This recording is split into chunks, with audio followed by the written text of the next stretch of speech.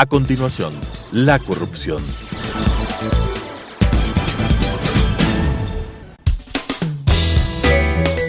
Clasificación B, bajo supervisión de un adulto. Son de exclusiva responsabilidad de sus autores y de quienes intervienen en ellos.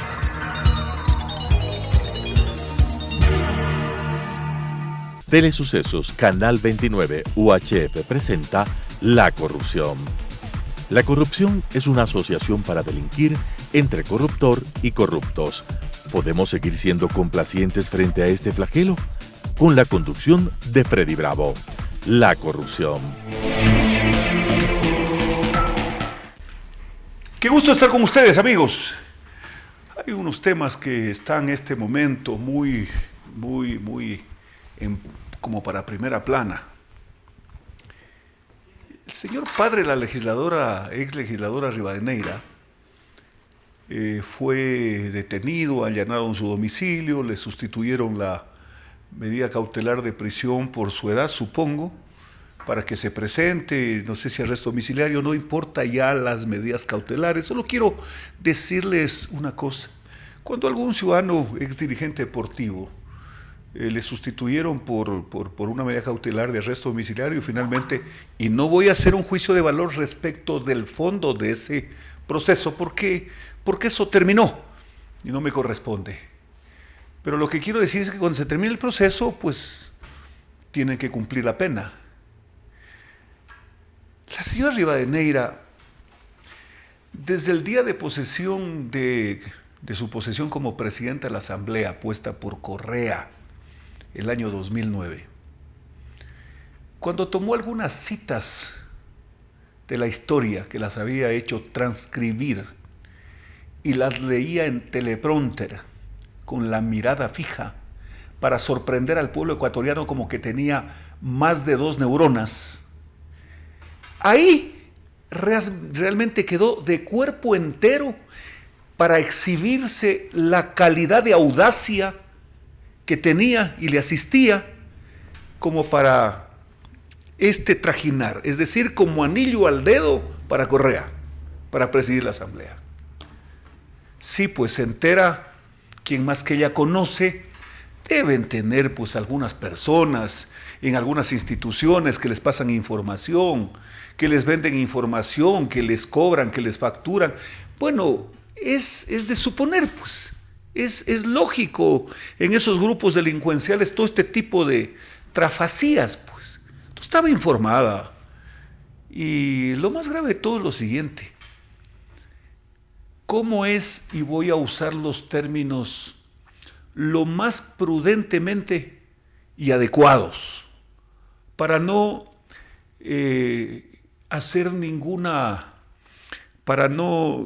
para no inmiscuirme en el tema que corresponde a las autoridades que investigan y posteriormente a los jueces? Hay que respetar, para no invadir ese terreno que debe ser absolutamente aislado de pretensiones políticas y de todo tipo de pretensiones. Porque es realmente inaceptable cuando algunas personas dicen: la fiscal debería hacer tal cosa, la jueza debería hacer tal cosa, el juez debería actuar así, el juez ha actuado mal. Por favor, tengan prudencia. Y algunos señores abogados que tienen derecho a ejercer libremente su profesión, ya creo que está medio en evidencia que como que encontraron a través de redes sociales la opción de buscar trabajo, de buscar clientes. Y estos clientes, pesos gordos, seguramente pagan bien. Bueno, dejémoslo ahí. Lo que resulta muy repudiable, resulta insolente, de un atrevimiento inimaginable, sin tener el más mínimo, pero recato, es que si es que la señora Rivadeneira usó a su padre para manejar recursos en los montos que dicen las autoridades, es realmente producto de un ser humano de extremada, no solo peligrosidad, de extremada falta de pudor. Yo pues he de entender que si alguien quiere delinquir, debería siendo solo, pues.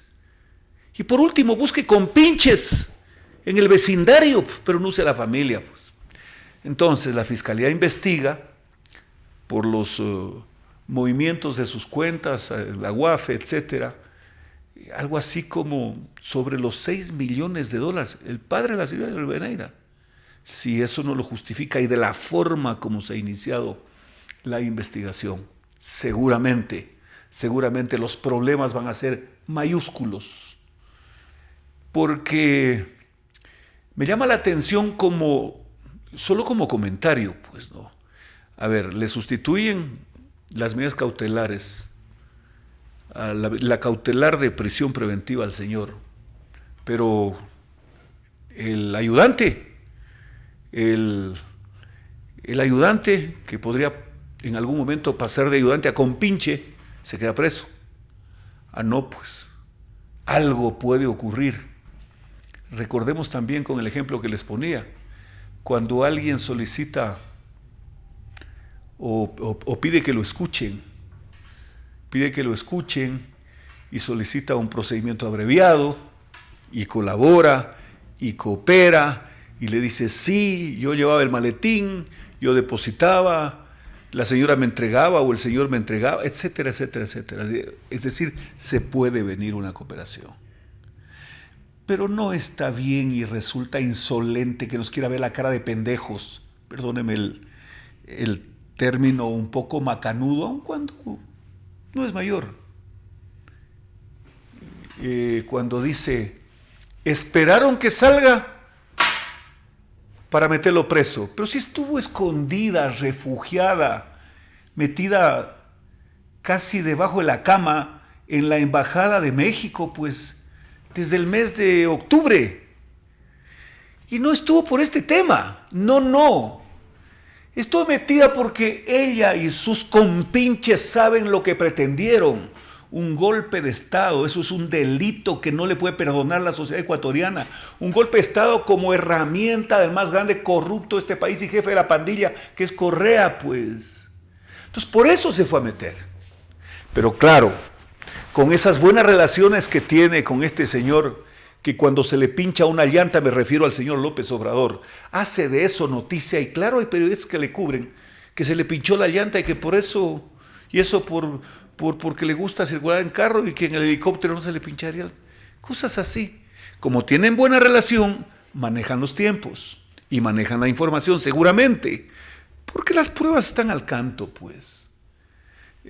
Apuran su salvoconducto que le correspondía al pueblo, al gobierno ecuatoriano, y que el canciller lo anunció, y además les concede el asilo. A ver, si no estaban enjuiciados, ni siquiera investigados, creo yo, estos señores que estuvieron en la embajada, ¿por qué les dan asilo? ¿Que corría peligro su vida? Bueno, si corría peligro su vida, pues era manos de ellos mismos, que están buscando a quién darle de baja para hacerse víctimas. Podría ser, ¿no? Porque es evidente que al gobierno más bien le debe convenir cuidar de su seguridad, pues. Tanto es así que ayudó, porque además hay una obligación de los convenios internacionales, a salir hasta el aeropuerto y a tomar un avión. Seguramente ingresaron hasta por la sala de protocolo para evitar que la gente los detenga en las salas de preembarque o les armen un bochinche de esos que a lo mejor llegan con alguna lacra adicional a México, pues. Sí, es peligroso para esta gente, porque el ciudadano está ardido. Cree el ciudadano, mucha gente, para hablar con propiedad, cree que esta gente se sigue burlando. Cree que se han llevado mucho dinero. Hay problemas muy graves en la liquidez individual de los ciudadanos. Hay problemas muy graves. Entonces, si uno no tiene recursos y cree que le han quitado y de pronto ve a los que se llevan en la calle, seguramente a lo mejor le puede lanzar hasta un palo, pues. El tema es complejo, pero lo que no podemos aceptar además es que nos diga esta mujer, me refiero a la señora Rivadeneira, que no tiene pues características como para que nos llame la atención si no fuese por esto. Por un tema delincuencial nos llama la atención. Que diga que esperaron que ella salga. ¿Por qué no salió pues de la embajada y fue a la fiscalía a averiguar si ya estaba informada, que estaban investigando a su padre y dijo, aquí vengo yo a responder por él? ¿Por qué no lo hizo pues? No. Yo, o mejor dicho, perdonen el yo, siempre como que se me escapa. Es de suponer que más bien estaba enterada de lo que se venía y apuró con las buenas relaciones que tiene con el gobierno mexicano y con sus amigos, no sé desde cuándo, ni sé hasta cuándo, y les dijo, por favor, inmediatamente quiero estar en México y hacer uso del asilo, porque seguramente mi padre no va a decir nada contra mí, pero el resto, ¿cómo de los demás puedo yo estar segura? Porque nadie va a querer pues sentarse en una celda para tapar a esta gente, porque ha de suponerse también pues que deben haber tenido una arrogancia y prepotencia que hace que no les tengan mayor buena voluntad, solo por decirlo. Escuché por ahí, leí en alguna cuenta en redes sociales que algún abogado hacía relación sobre un caso específico en el que la señora Rivadeneira estuvo involucrada para que se sentencie a una persona inocente, decía el abogado. Bueno, ese abogado patrocinador de esta persona, a la que han sentenciado, y decía que personalmente hacía gestiones que no debería hacerlas y presiones que no debería hacerlas para que sentencien a una persona. Vea usted lo que es la vida. Así nomás es la vida. Ahora ellos reclaman, ¿cómo es con qué cara dura? Yo no voy a usar el término de la defecio, pues no. ¿Qué cara dura? ¿Qué sinvergüencería? Acuden al asilo primero. ¿Qué sinvergüencería? ¿Qué decían respecto de Galo Lara, asilado en Panamá? ¿Qué hicieron para que el presidente panameño lo entregue, burlando el asilo?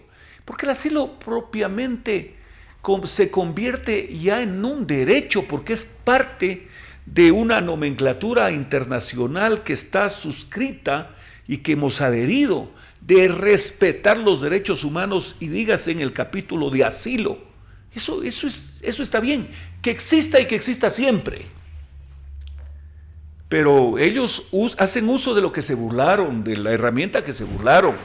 Van a la Corte Interamericana de Derechos Humanos con el descaro más grande y no les da vergüenza, no se sonrojan. Así que yo creo que este proceso debe seguir y seguramente tendrá un final muy complicado para algunos, y yo no creo que haya gente que se llene de regocijo viendo que los encarcelan. No, ese es un asunto que le corresponde a la sociedad y a través de la sociedad, a través de las instituciones, a la justicia. A mí no me satisface ver a un señor, padre de esta mujer, ahí con esposas, siendo trasladado a una prisión y después salir condicionado y vivir lo que seguramente vive. La hija le hizo eso al padre. Bien grave, si es que es como los investigadores hasta el momento han diseñado el cuadro que han exhibido y que está este momento circulando en el mundo.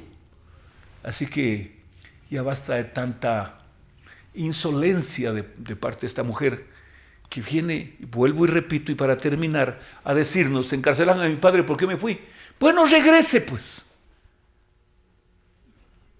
Uno se ve obligado de repente a hablar cosas que pueden ser imposibles. Sí, pues, pero no nos desafíe diciéndonos que como ya se fue, ya le echaron mano al papá. Segundo tema. Yo veo una competencia, y no me molesta en lo absoluto, y no sé si moleste a alguien, de algunos personajes que hacen noticia y que buscan hacer noticia, y que hay una especie de competencia, digo, por ver quién denuncia más o quién dice más. Yo quiero aclarar un momentito, quiero aclarar un tema. Lo dije en el año 2006 en la campaña, por eso lo repito. Y eso está en la nube, está en todas partes. Por primera vez escucho y leo también el nombre del señor Fernando Reyes. Fernando Reyes. Él tenía de Odebrecht, de lo que se supone y lo que se veía en el tiempo, una especie de jerarquía de lobbying directo, por sobre Concienciados Santos, sobre Cruz, sobre todos ellos. Fernando Reyes. Ya hoy está en algunos portales, he escuchado y he visto en cuentas de Twitter y he escuchado en radio, en televisión. Sí, señor Fernando Reyes lo visita Correa cuando ministro de Finanzas del señor Palacio. Señor Palacio, no sé si pueda dormir tranquilo cuando escucha Odebrecht. Lo visita y se lo llevan a Brasil, pero a Correa, pues en un vuelo privado. No es que vino el señor, pudo haber venido varias veces, pero en el 2005 va Correa al Brasil. Va Correa al Brasil, acompañado de sus amigos, de los del golpe de Estado,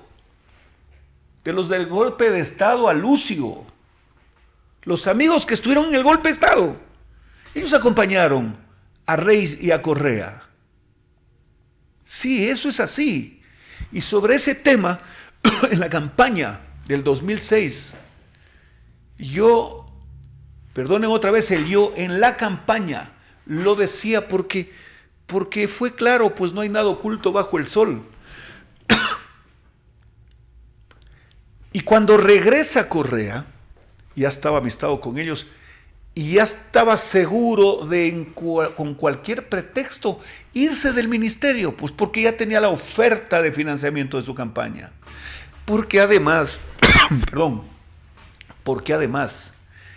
ya él tuvo seguramente algunos contactos con la gente de Lula, de los cubanos, de Correa. Este es el que nos va a obedecer. No tengo la menor duda que Correa en la campaña y en el ejercicio del poder tenía agentes sembrados. No sé dónde los sembraban, en un cuarto, en un departamento, en un hotel, en la presidencia. Deben haber tenido incluso los agentes sembrados dispositivos que enviaban la señal a sus patrones, pues. Porque Correa no tenía ni las agallas ni el talento para hacer lo que hizo desde el primer día. Ustedes lo ven a Correa en las calles, en esta algazara de este ajetreo, como se llama, de los forajidos. Ustedes lo ven a él en la calle García Moreno, ahí con los brazos cruzados, haciendo una serie de ademanes y diciendo: hagan esto, paren ese cartelón, cuidado, vamos. Es el primero que sale corriendo cuando hay un detonante de una bomba lacrimógena, pues. Entonces no tenía pues el temperamento. Obviamente que no lo tiene, pues. Él puede hacerse el bravito, rodeado de guardaespaldas frente a una persona, como lo hizo con varios, con un menor de edad, pues, cuando se bajó del carro, agredirlo, cuando iba a la presidencia de la República, porque un joven de 14 años le dio una yuca. Entonces, el bravito, pues. Lo que pasó en Machala con un señor, exactamente igual. Se bajó del carro, ¿qué quieres? Ve para pelear.